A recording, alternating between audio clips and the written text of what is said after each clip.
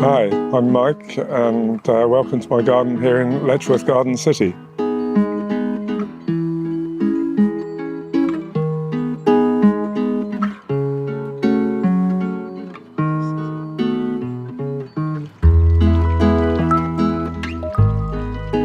We moved here about 28 years ago.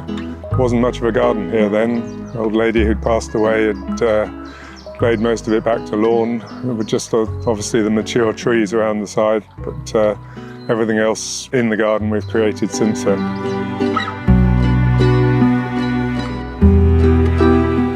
It's an eclectic mix of plants from different origins, and in amongst it there's a lot of sculptures, some of which I've made. I love having sculptures in the garden. It just creates some extra interest, especially when the garden's in a bit of a dull spot.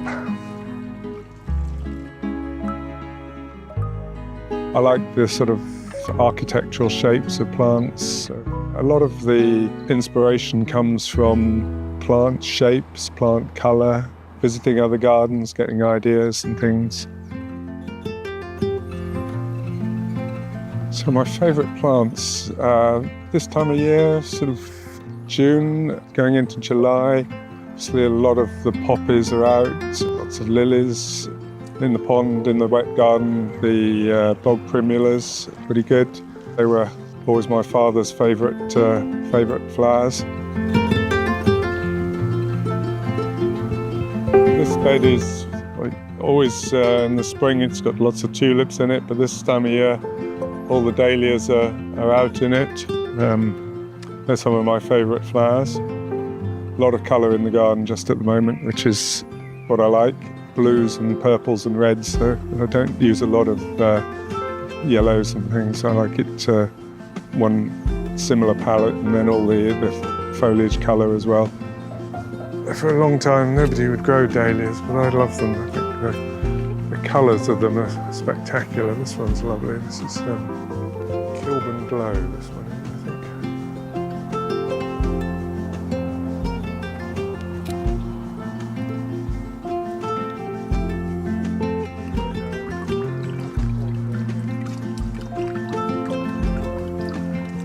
This is nice at the moment, this thistle. Bees love the thistles.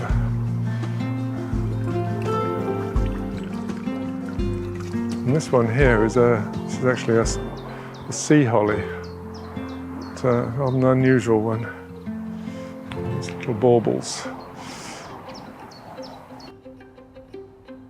It keeps evolving. I like the water in the pond, the water garden, the rill here. And then with the sculptures in amongst it, it always creates amusement and things for visitors when we have them. You'll see around the garden there are a lot of these sculptures which are based on the old radiators that were taken out of the house soon after we moved in. So I've created a load of animals around the garden based on them. This arbour was gifted to me a couple of years back, and after some restoration it's now beginning to look pretty good, with clematis and roses climbing up it. The same lady who gifted me the arbour also gave me the bath. She was clearing out, they'd downsized their house and they got this bath and they didn't want it. So I thought I'd grow some more water lilies in it. So that's what's in it at the moment.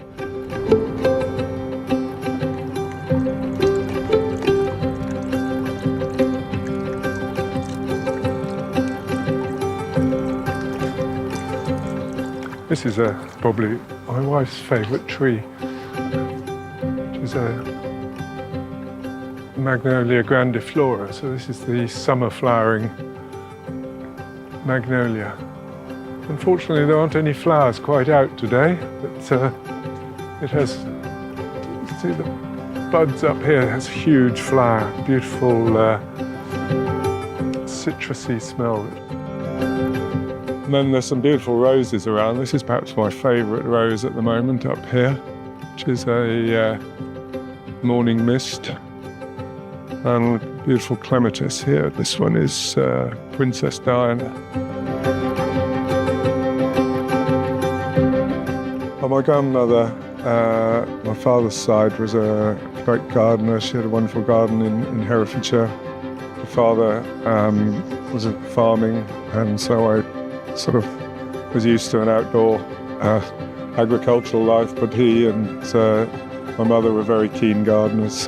And so I guess I picked it up from then and just followed in the family tradition. All my sisters and family, wife's family, they've all have an interest in gardens as well.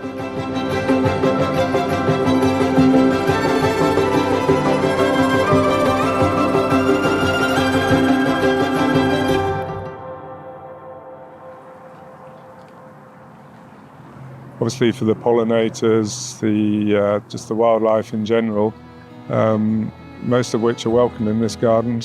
Some aren't, like the muntjac deer, which obviously chew a lot of plants off these days, and non-native species of everything from insects to mammals. But the biodiversity here is amazing, and actually the health benefits to yourself in terms of relaxation and sort of mental health help for people.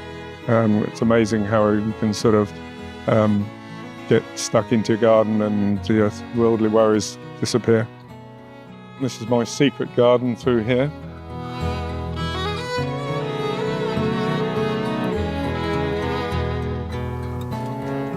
The mirror. So this is what the sparrowhawk flew into, knocked himself out. There's a mirror in the garden, and one day a sparrowhawk flew into it, obviously chasing a bird, and it knocked itself out. And so I kept it in the box for a couple of hours, and then after that it sat on my arm for a while. I was walking around the garden with a sparrowhawk on my arm before it cleared its head and it flew off into the trees. So that's probably about the strangest thing. This is another fine totem pole that a Ugandan sculptor called Katumba carved when he was visiting here. He actually carved it in the garage here. Down this side of the garden, this is what I call a giant's flower bed. All beds, flowers have to have a bed, of course. So this is a proper flower bed. And then lots of clematis just flowering here, some annuals underneath, pots. We use a lot of pot plants in pots, really useful for filling gaps at this various times of year. Over here you can see the dome that we installed a few years ago now, which is great for adding a space where you can sit out when the weather's not quite so nice. This part of the garden is all the wilder side of things. Fruit cage, a lot of red currants, strawberries. I'm not very good with vegetables, I've decided, but I like to keep trying. Want to go in the dome? Yeah?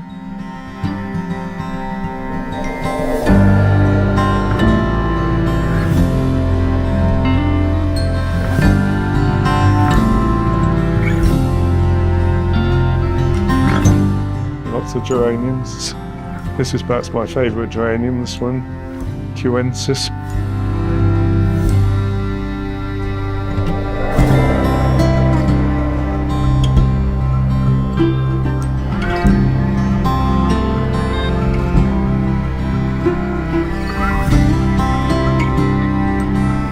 This clematis is rather nice at the moment.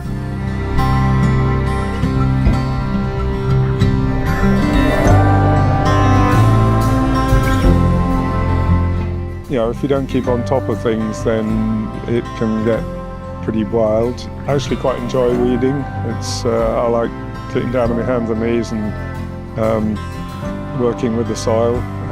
It's a sort of, some do, some don't, but I quite enjoy that aspect of it, and cutting things back when they're needed, starting plants in the greenhouse and things. So I just enjoy all aspects of it. Usually I add something each year in terms of maybe another bed or do something differently. We've got a lot of wildflowers this year we've introduced. I'm not sure until it actually happens what I'm going to do next.